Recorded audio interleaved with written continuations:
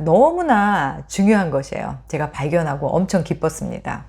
이 네 가지가 맞는 것에 우리는 초점을 둬야 돼요. 나머지 안 맞는 거는 그야말로 우리가 다 맞춰갈 수 있습니다. 내가 좀 양보하고 내가 좀 이해하고 하면 돼요. 하지만 이 네 가지가 맞지 않으면 결국 연인은 헤어진다라는 거.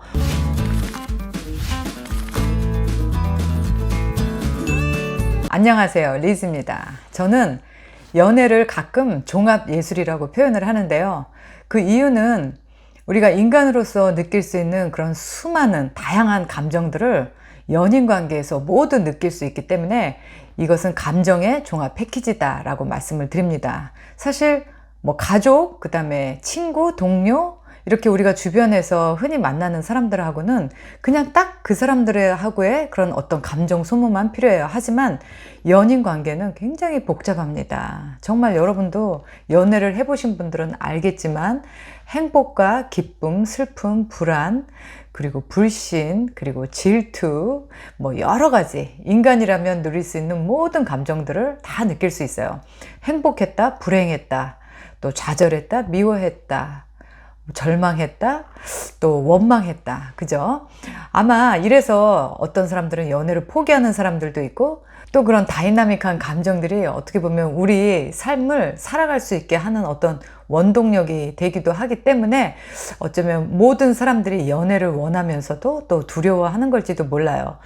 그래서 저는 늘 많은 남녀들이 새로운 만남을 가졌을 때, 새롭게 연인 관계가 됐을 때 너무 기뻐하는 모습을 보기도 하고, 또 연애 과정에서 또 상대를 믿지 못해서 여러 가지 겪는 그런 갈등과 불안을 바라보기도 하고요. 또 마침내 이별을 결심하는 그런 많은 커플들도 저는 봅니다. 정말 남녀가 이렇게 만나서 끝까지 그 처음에 좋았던 마음으로 사는 것이 정말 힘들구나 라는 생각을 해요. 왜냐면 연인들은 처음에 만날 때 감정이 다르고, 또 6개월 동안 만났을 때 또 바라보는 그 관점이 다르고, 또 1년이 되면 다릅니다. 어쩌면 어떤 연인들은 정말 7, 8년을 알고 지내고 결혼을 했는데도 또 결혼하고 나니까 전혀 보지 못했던 새로운 면을 또 알게 된다고 해요. 그만큼 우리가 남녀 관계에 있어서 그렇게 다양하게 펼쳐지는 그런 감정들, 그리고 수시로 변하는 우리 인간의 모습들 때문에 두 사람이 조화를 이루면서 사는 것이 어떻게 보면 정말 기적과도 같은 그런 어려운 일이라는 생각도 많이 해요. 새로운 사랑에 빠졌을 때는 모든 사람들이 어떻게 해서든 어떤 어려움이든 모두 극복하고 살아갈 것 같지만 그렇지 않죠. 우리 인간이라는 것은 한계라는 것이 있기 때문에 결국은 너무 많은 것을 허용하고 너무 많은 것을 참다 보면 결국엔 포기라는 것을 선택하게 돼요. 그래서 그렇다면 어떻게 하면 많은 연인들이 헤어지지 않고 정말 처음 만났던 그 좋은 관계로 오래 갈 수 있을까? 저는 그런 연구를 사실 많이 하고 무의식 중에도 계속 어떻게 하면 그렇게 될 수 있을까를 많이 떠올리곤 합니다. 그리고 실질적으로 또 잘 만나고 있는 커플들, 오래 살고 있는 부부들을 통해서 저 사람들은 어떠한 공통점이 있길래, 저 사람들은 도대체 어떠한 내공이 있길래 저렇게 오래 만나도 더 관계가 깊어지고 또 애정에 대한 저런 확신이 있을까? 저는 그렇게 관찰자의 눈으로 바라보긴 해요. 그런데 제가 최근에 발견한 거는 그런 사람들한테 4가지 공통점이 있었어요. 이 사람들이 끝까지 그 어떤 어려움이 와도, 그 어떤 힘듦이 와도, 갈등이 와도 그것을 잘 이겨낸다라는 것을 발견했는데요. 그것은 글쎄요, 뭐 노력도 물론 필요하겠지만 우리가 흔히 말하는 나와 맞는 사람, 그 맞는 것, 그게 내가 어떤 노력을 해서 맞는 것이 아니라 정말 내추럴하게 그것이 어떤 궁합처럼 이렇게 딱 맞았을 때 시간이 갈수록, 세월이 갈수록 더욱더 서로를 사랑하고 신뢰하는 모습을 보이고 살았습니다. 그리고 그런 사람들이 또 연애를 오랫동안 잘 하고 있어요. 자, 그렇다면 이 4가지 중에 가장 중요한 것은 지적 궁합이 맞아야 되는 거죠. 그 지적이라는 것은 많이 배운 것일 수도 있고 아는 것일 수도 있고 뭔가 우리가 지성적인 그런 수준이 맞아야 되는 건데, 이게 맞지 않으면 서로 대화가 절대 되지 않아요. 많은 분들이 대화되는 사람을 원해요. 대화되는 사람 만나고 싶어요. 그 대화를 그렇게 중요하지만 저는 그 대화가 안 되는 가장 첫 번째는 바로 이 지적 능력이 맞지 않기 때문입니다. 여기서 말씀드리는 지적 능력은 꼭 학벌을 이야기하는 건 아니에요. 지적궁합은 무엇을 배우고 또 무엇을 생각할 것인가, 내 머릿속에 많은 부분을 차지하는 그 생각이 무엇인가, 그리고 또 무엇을 추구하고 무엇을 이뤄나갈 것인가, 이러한 것들에 대해서 의문을 제기했을 때 그런 부분이 서로가 생각이 잘 맞는다면 지적궁합이 맞는 사람들이죠. 어떤 지적 호기심에 관심이 있느냐, 이런 거죠. 그런데 어떤 사람은 정말 책을 좋아하고 자기의 지적 소양을 매일매일 키워나가는 것에 관심이 많은데, 어떤 사람은 정말 365일 책 한 권 읽지 않고 오로지 드라마만 좋아한다든지, 아니면 뭐 그냥 노는 문화에만 관심이 있다라면 그런 사람들은 지적 능력이 맞지 않는 사람들이에요. 그런 사람들은 함께 있을 때 할 이야기가 없습니다. 지적 능력이 맞는 사람들은요, 할 얘기가 계속 있어요. 어떠한 주제로 이야기를 하더라도 서로 아하면 어하고 어하면 아하고 그야말로 티키타카가 잘 됩니다. 그래서 이렇게 비슷한 수준의 사람들이 만나야 되는 게 정말 중요하죠. 서로 같은 관심사를 갖고 있느냐, 이런 것들이 제가 봤을 때는 그 사람들의 지적 능력을 좌우하는 중요한 요인이 아닐까 생각이 드네요. 그 다음 중요한 것은 바로 감정궁합입니다. 감정궁합이라는 것은 서로가 우리가 느끼는 감정이 다 다를 때 얼마나 나의 감정을 잘 표현할 수 있는 표현 방식과 그 다음에 내 감정을 어떻게 잘 공유할 수 있는가, 이런 것이 바로 감정궁합이에요. 어떤 사람들은 힘들 때 아예 그냥 동굴로 들어가 버려서 자기의 감정을 일체 표현하지 않는 사람이 있고요. 대부분 남자들이 많이 그렇죠. 또 어떤 사람들은 그런 감정이 생길 때마다 그것을 다 말로 표현하고 싶어 하는 사람들이 있어요. 근데 이 궁합이 서로 맞지 않으면 늘 갈증을 느껴요. 내가 느끼는 것을 표현하지 못하는 갈증. 사람들마다 자기의 감정을 표현하고 싶어 하고 또 나누고 싶은 것이 다 다르기 때문에 이런 부분은 글쎄요, 뭐 노력하면 되지 않냐 하지만 제가 봤을 때는 노력한다고 되는 건 아닌 것 같아요.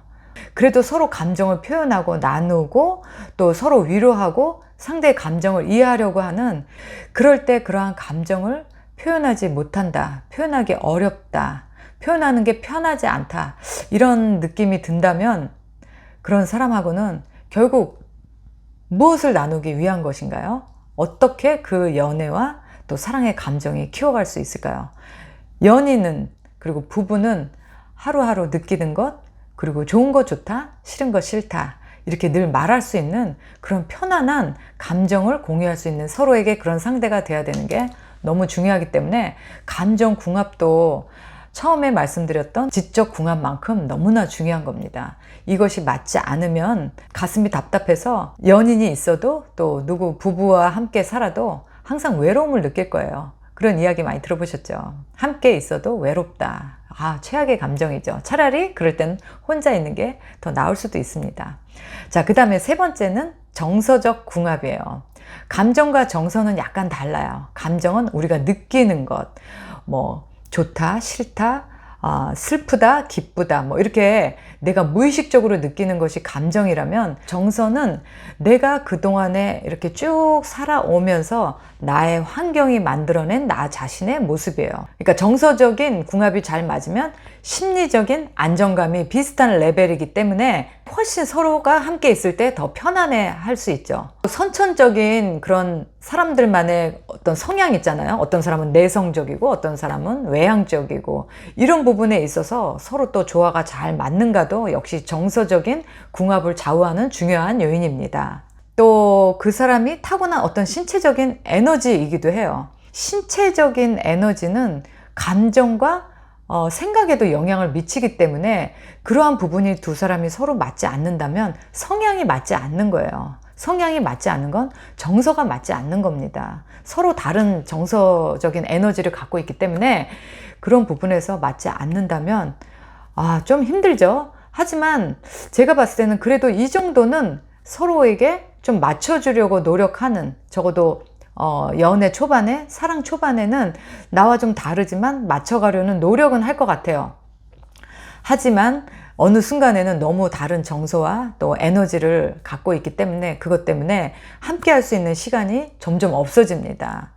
나이 들어서 시간은 많은데 이런 에너지와 성향이 달라서 당신은 당신 하고 싶은 거 해, 나는 나 하고 싶은 거 할게, 이러면 아마도 서로가 서서히 관계가 멀어질 수도 있어요. 굉장히 많이 노력을 해야 되는 부분입니다. 이렇게 보면 그런 정서적인 에너지와 성향이 잘 맞는 사람들은 굉장히 잘 어울리고 두 사람이 그만큼 함께 하는 시간이 많기 때문에 대화할 수 있는 대화거리도 많은 거죠. 자, 마지막은 이제 섹스궁합입니다. 속궁합이라고 하죠. 사실 뭐 이거는 워낙 원초적인 것이기 때문에 어떤 사람에게는 중요할 수도 있고 또 어떤 사람에게는 전혀 중요하지 않을 수도 있어요. 원래 자연적으로 잘 맞는 사람을 만나기는 쉽지 않다고 하죠. 그런데 잘 맞는 사람이 있을 수도 있고 또 어떤 관계는 서로가 대화를 통해서 이것을 잘 맞춰 나가는 사람들도 있어요. 그렇다면 서로 다른 그 성적 취향과 욕구를 어떻게 맞춰 나갈 것인가에 핵심을 두는 것이 중요합니다. 상대의 만족을 위해서 나는 어떤 노력을 할 것인가, 이런 부분도 중요해요. 그런 성적인 욕구의 온도가 다를 수도 있어요. 어떤 사람은 뭐 정말 너무너무 그쪽에 관심이 많아서 매일 하고 싶은 사람이 있을 수도 있고, 또 어떤 사람은 그쪽에 관심이 없어서 정말 죽기보다 하기 싫은 사람이 있고, 어떤 사람은 성적으로 굉장히 진보적인 사람이 있어서 많은 다양한 것을 하고 싶어 하는 사람도 있고, 또 어떤 사람은 정말 보수적이어서 그런 부분에 있어서 좀 폐쇄적인, 좀 소극적인 그런 태도를 갖고 있는 사람도 있어요. 하지만 중요한 것은 여기서 얼마나 두 사람이 함께 조율하고 타협할 것인가 이겠죠. 이것을 잘 맞춰 나간다면 그 사람들은 성공적으로 섹스도 역시 적정한 선에서 서로 우리 이 정도로 하자라고 잘 타협할 수 있을 겁니다. 이렇게 해서 이 네 가지 궁합이 잘 맞는다면 그 사람들은 시간이 갈수록 서로를 너무너무 좋아하게 돼요. 역시 이 사람밖에 없구나. 사실 남녀가 이렇게 오랫동안 만나면 어느 정도 2, 3년 됐을 때 서로에 대해서 이미 다 알 거 다 알고 실망할 거 다 실망하고 나서 계속 이 사람을 만날 것인가 말 것인가를 고민하는 순간이 오거든요.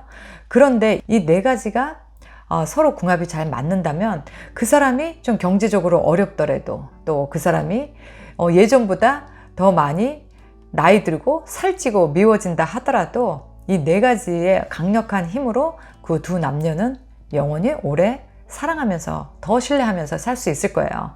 자, 여러분들이 지금 만나는 여러분들의 연인, 그리고 지금 함께 살고 있는 여러분들의 옆에 있는 분이 얼마나 이 네 가지 궁합 면에서 여러분과 잘 맞고 있는지, 또는 어떤 부분이 나는 맞춰주고 있는지, 또 어떤 부분은 상대가 나를 맞춰주고 있는지, 아니면 두 사람 다 적당히 적당한 선에서 서로의 눈높이를 맞춰서 잘 살아가고 있는지, 여러분들의 관계를 한번 점검해 보시는 좋은 시간이 되셨기를 바랍니다. 정말 시간이 갈수록 더 사랑할 수 있는 그런 연인이 될 수 있을지, 아니면 2, 3년 있다가 곧 헤어지게 되는 그런 연인이 되는지 한번 서로 같이 이 영상을 공유하시면서 보시면 좋겠네요. 우리는 어떤 부분에 있어서 좀 노력하면 되겠다, 이렇게 여러분들의 관계를 한번 바라볼 수 있는 그런 좋은 시간이 되셨길 바라고, 저는 또 다음 이 시간에 남녀의 관계를 연구해서 발표하는 그런 좋은 강의로 준비하겠습니다. 다음 영상 때 또 볼게요.